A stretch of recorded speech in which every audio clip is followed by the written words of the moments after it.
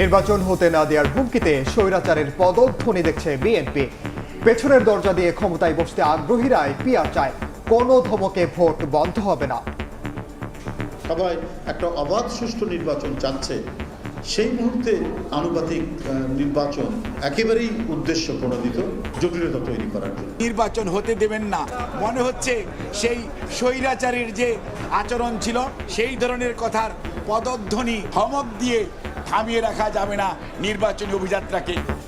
জুলাই ঘোষণাপত্র নিয়ে সরগরম রাজনীতি। আইনি বৈধতা সংসদের হাতে রাখায় বিএনপি স্বাগত জানালেও নাখোশ কিছু দল। একটি দলের ভাবনার প্রকাশ দেখছে জামাত। আমরা গণ অভ্যুত্থানকেও ওই জায়গায় সন্নিবেশিত করে ওইটাকে বৈধতা দেওয়া হবে। সমস্ত জিনিস কন্টেইন করার জন্য হয়তো সব পক্ষের সাথে আলোচনা করলে ভালো হতো। কোনো একটা ফিলসফি আপনি কাট করে দিচ্ছেন, তো এখানেই আমরা বলছি যে এটা পূর্ণাঙ্গ হয়নি।